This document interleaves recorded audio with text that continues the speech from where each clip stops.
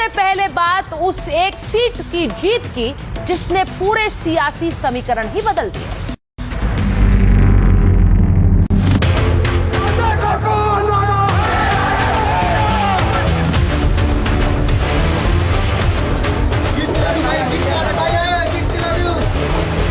ये चुनाव लड़ा गया है कि बिहार का नेतृत्व किसके हाथ में होना चाहिए। 30 बरस का जो गढ़ है वो सिर्फ 30 दिनों में ढह गया।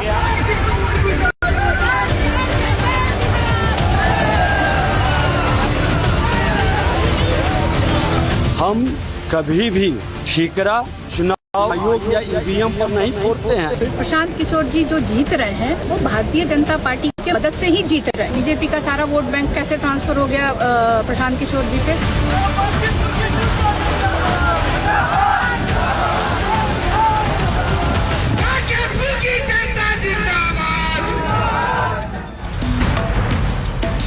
प्रशांत किशोर का डेब्यू और वो भी एक बड़ी जीत के साथ। लेकिन चुनाव हो रहे थे 3 सीटों पर, 3 राज्य 3 चुनाव। बिहार, मध्य प्रदेश और गुजरात की 3 विधानसभा सीटों पर हुए उपचुनावों के नतीजे आ गए हैं। एमपी के दतिया में कांग्रेस और गुजरात में भाजपा जीती है और बिहार के बांकीपुर में नितिन नवीन की सीट पर प्रशांत किशोर जीते हैं। जन स्वराज पार्टी के फाउंडर प्रशांत किशोर 19,324 वोटों से जीते हैं। अब प्रशांत किशोर को 64,151 वोट मिले, जबकि भाजपा प्रत्याशी नीरज कुमार सिन्हा को 44,827 वोट मिले। उधर मध्य प्रदेश के दतिया में भी कांग्रेस उम्मीदवार घनश्याम सिंह ने बाजी मारी है। नरोत्तम मिश्रा का टिकट यहां से कटा था और यहां पर कांग्रेस ने एक बार फिर अपने लिए जगह बनाई। उधर गुजरात में मंजलपुर में सत्येंद्र भाई पटेल ने बड़ी जीत दर्ज की। तो ये 3 सीटें थी, लेकिन चर्चा सबसे ज्यादा बांकीपुर की थी। क्यों बांकीपुर की चर्चा थी, आगे बात करेंगे। और प्रशांत किशोर ने आज सबसे पहले एक रोड शो निकाला है जीत के बाद, वो तस्वीरें आपको दिखा रही हूं। पीके का ये रोड शो इस चुनाव में दिलचस्प बात ये रही कि लोगों ने प्रशांत किशोर को सिर्फ विरोधी उम्मीदवार नहीं बल्कि एक मजबूत विकल्प के रूप में देखा है। तो ये जरा पीके के रोड शो की तस्वीरें पहले देखिए जो उन्होंने आज जीत के बाद निकाला है।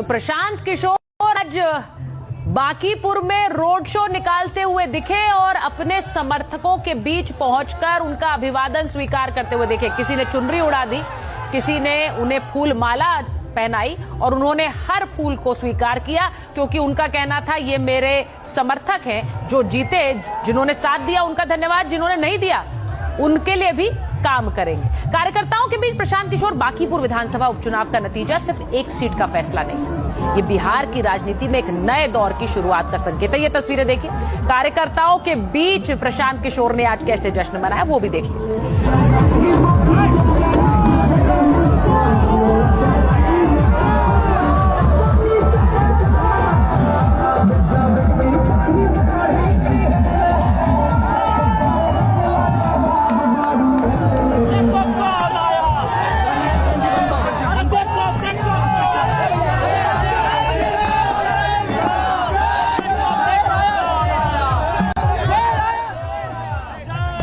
इस बांकीपुर की सीट को लेकर इतनी चर्चाएं रहीं, उनके बारे में भी आगे आपको बताऊंगी। बीजेपी के लिए क्या ये बहुत बड़ा झटका है या फिर बीजेपी अभी भी इस हार के बाद भी अपने लिए उम्मीद सजाए बैठी है। जन स्वराज समर्थकों का जश्न, ये जश्न इसलिए खास है क्योंकि प्रशांत किशोर का ये पहला चुनाव था।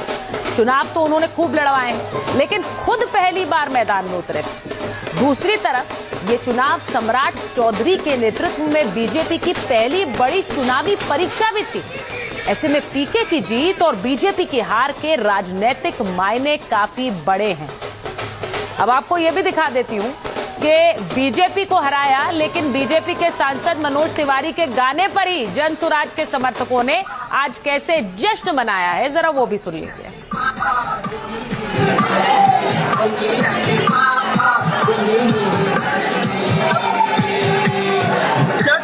मार खींच के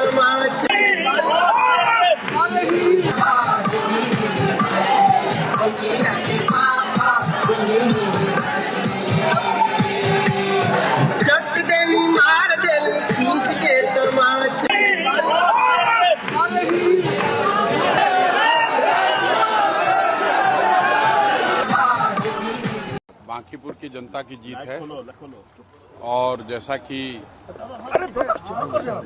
चुनाव प्रचार के दौरान हम लोगों ने जो बात रखी थी, ये विधायक बनाने का चुनाव नहीं है, ये भाजपा के केंद्रीय नेतृत्व को ये संदेश देने का एक प्रयास है बिहार की जनता के द्वारा कि बिहार में किसी अच्छे व्यक्ति को मुख्यमंत्री बनाइए।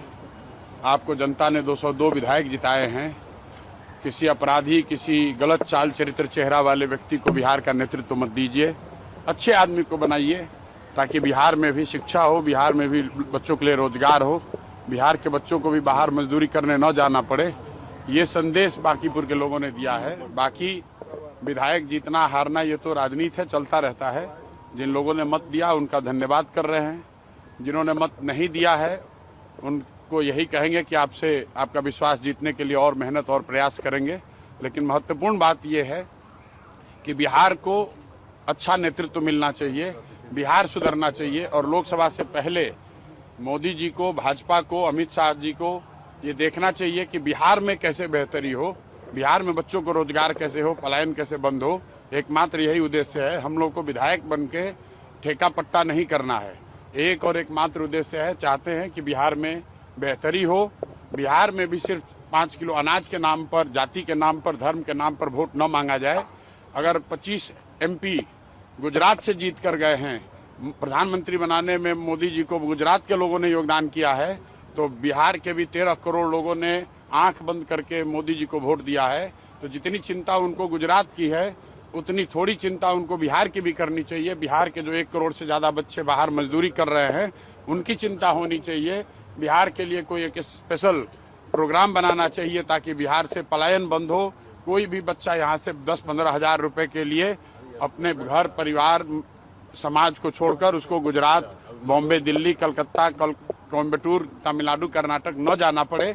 इसी उद्देश्य को लेकर हम लोग यहाँ आए हैं और आज की जीत उसी बात को फिर से मजबूत करने के लिए है कि NDA को, भाजपा को लोगों ने जिताया है। अब भाजपा के नेतृत्व की ये जिम्मेवारी है कि किसी ऐसे व्यक्ति को बिहार का मुख्यमंत्री बनाए जो कि बिहार में रोजगार लाए, बिहार में शिक्षा की स्थिति को सुधारे, भ्रष्टाचार कम हो और सबसे बढ़कर पलायन बंद हो। ये सीधा सीधा मैसेज है। 30 बरस का जो गढ़ है वो सिर्फ 30 दिनों में ढह गया। वो सिर्फ इसलिए ढहा है कि बिहार के लोग भी चाहते हैं कि अब 4 किलो 5 किलो अनाज और जाति से ऊपर उठकर हम लोग के बच्चों के पढ़ाई रोजगार के लिए केंद्र सरकार और राज्य सरकार काम करे। अगर वो काम नहीं करेंगे तो आगे चुनाव के परिणाम उनको ऐसे ही देखने को मिलेंगे।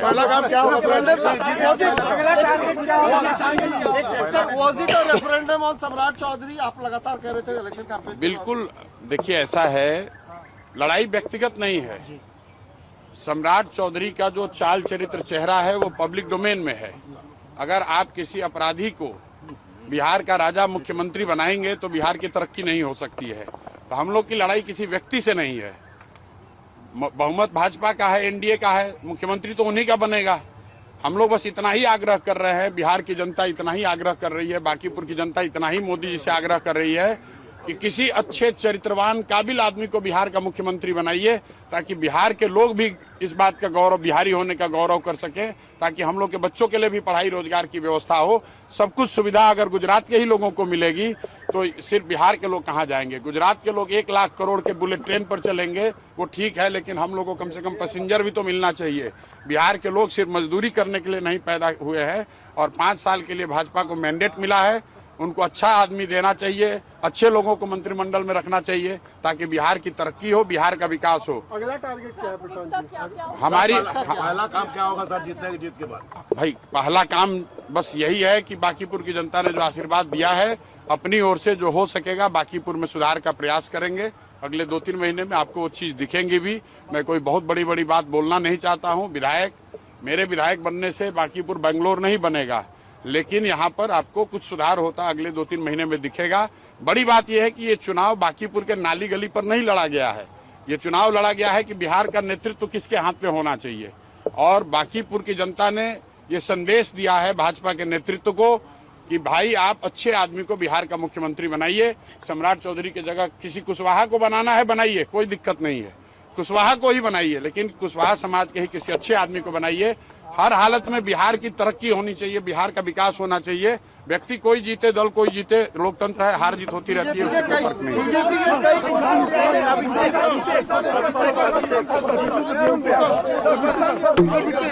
और इस बीच एक बड़ी खबर आपको बता दें, बांकीपुर उपचुनाव में प्रशांत किशोर की बम्पर जीत हो गई है। बांकीपुर से प्रशांत किशोर ने 18,953 वोट मिले हैं। आरजेडी की रेखा गुप्ता को 14,026 वोट मिले और बीजेपी के नीरज सिन्हा को 44,003 वोट मिले हैं। जन स्वराज के प्रशांत किशोर को 62,954 वोट मिले हैं। ये इस वक्त की बड़ी और अहम जानकारी हम आपको बता रखे हैं। तो ये बड़ी खबर है इस वक्त, जहां बांकीपुर उपचुनाव में प्रशांत किशोर की जीत हो गई है और बांकीपुर से प्रशांत किशोर 18,953 वोट से जीते हैं। उनको ओवरऑल जनसुराज के प्रशांत किशोर को 62,954 वोट मिले हैं। वहीं बीजेपी के नीरज सिन्हा को 44,003 वोट मिले हैं और आरजेडी की रेखा गुप्ता को 14,026 वोट मिले।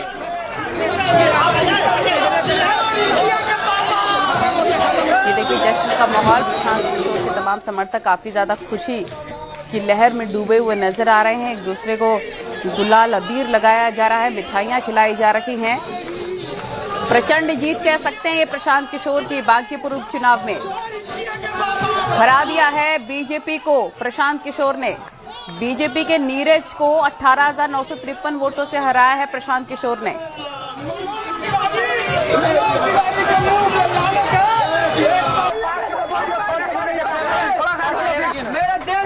लगातार बांकीपुर उपचुनाव में बढ़त बनाए हुए थे जनसुराज प्रमुख प्रशांत किशोर और आखिरकार रिजल्ट सामने आ चुके हैं। उन्होंने भारी मतों से जीत हासिल कर ली है। 62,954 वोट मिले हैं प्रशांत किशोर को। कि संसद से लेकर यूपी की विधानसभा तक दान चोरी को लेकर विपक्ष हमला बोल रहा है। उपचुनाव के नतीजों के साथ साथ राम मंदिर दान चोरी विवाद को लेकर भी सियासत गरमाई हुई है। चढ़ावा चोरी का नाटक हुआ संसद परिसर में। पप्पू यादव के साथ राहुल गांधी और सपा सांसद अवधेश प्रसाद के खिलाफ भी एफआईआर दर्ज है, लेकिन रामगोपाल यादव का सुर भी बदले नजर आए। एक बार जरा देखिए क्या रिएक्शन आए।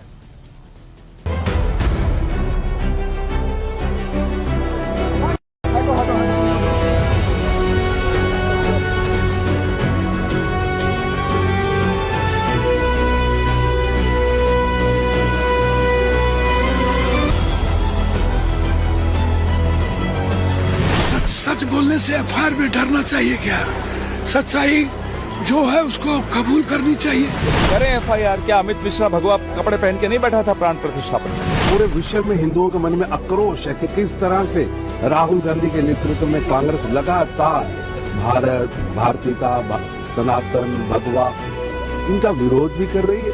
हजारों करोड़ का जो घोटाला हुआ है, किस पे एफआईआर दर्ज करी आपने? क्या आपने ऊपर तक लोगों को पकड़ने का कुछ कार्य किया?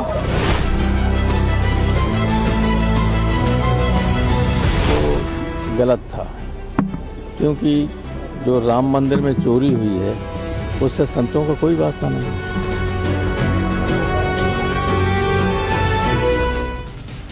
लेकिन हैरान करने वाली बात एक और है। पप्पू यादव पर एफआईआर हुई, समाजवादी पार्टी में दो फाड़ नजर आ रही। सपा सांसद रामगोपाल यादव ने पप्पू यादव की एक्टिंग को गलत कहा, लेकिन अखिलेश से लेकर सपा सांसद अवधेश प्रसाद और खुद डिंपल यादव एफआईआर पर सवाल उठा। सुनिए। ये जो हजारों करोड़ का जो घोटाला हुआ है, किस पे एफआईआर दर्ज करी आपने? क्या आपने ऊपर तक लोगों को पकड़ने का कुछ कार्य किया? वो गलत था, क्योंकि जो राम मंदिर में चोरी हुई है उससे संतों का कोई वास्ता नहीं। तो बेसिकली गलत चीज थी, होना नहीं चाहिए था।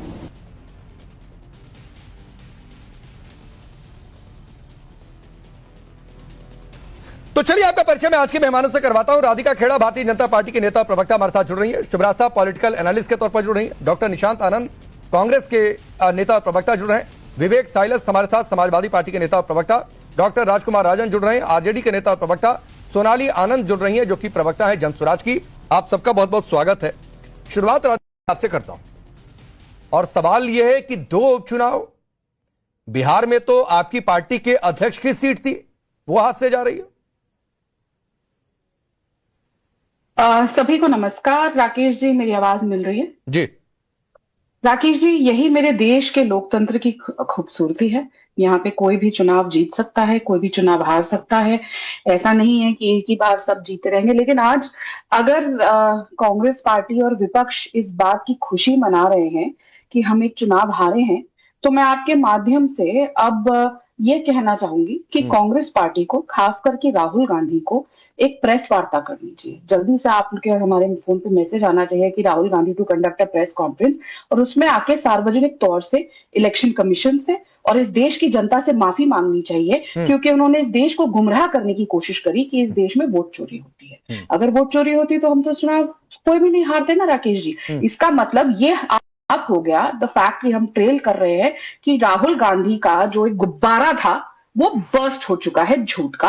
और रही बात की चुनाव हार रहे हैं, बिल्कुल इसमें मुझे नहीं लगता कि कोई ऐसी बात है। ये बात जरूर है कि हमें इस बात को प्रिपेयर करना पड़ेगा, अपने आप के अंदर मंथन करना पड़ेगा कि हम ये क्यों हारे हैं। लेकिन 2014 और 2019 में अगर आपको याद होगा कि जब बाई इलेक्शन हुए थे, हम तब भी हारे थे, हम गोरखपुर भी हारे थे, हम फूलपुर भी हारे थे अखिलेश, जब योगी आदित्यनाथ जी एमपी से तो आप ये नहीं राधिका जी, तो आप ये मैसेज दे रहे हैं कि हम बाई इलेक्शन हारते हैं, मेन चुनाव जीत जाते हैं। लेकिन नितिन नवीन खुद कैंपेन कर रहे थे, नितिन नवीन खुद कैंपेन कर रहे थे, और ये एक मैसेज जा रहा है कि अगर आप अपने पार्टी के अध्यक्ष की सीट नहीं बचा पा रहे हैं तो क्या वाकई लोगों में गुस्सा है? और खास तौर पर जो हाल फिलहाल में जो टाइमिंग आप इसे कह लीजिए, दिल्ली में आंदोलन हुआ, बिहार में अलग अलग जगहों पर जो आंदोलन हुआ, जो युवा उतरे, तो इसका मतलब आप ये मान रहे हैं ना कि जो किसान आंदोलन हुआ था उसमें किसान नहीं बैठे थे, क्योंकि उसके बाद तो हम हरियाणा का पूरा स्टेट जीत गए, जो कहा जा रहा था कि पूरा हरियाणा का आंदोलन में है।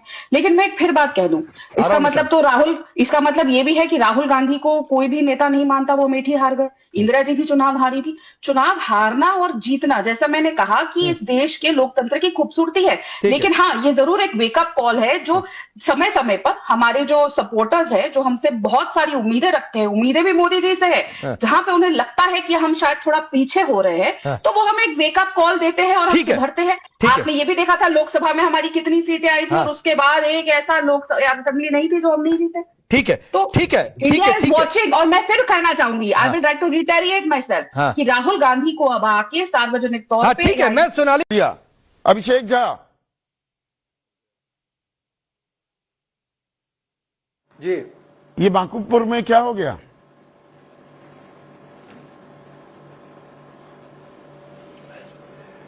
लोकतंत्र में जीत और हार लगी रहती है संदीप जी, और साधारण चुनाव मान रहे हैं इसे कि जीत हार लगी रहती हो, तो मैं भी जानता हूं लोगों ने अपना, यह राजनीति का ऊंट करवट बदल गया है।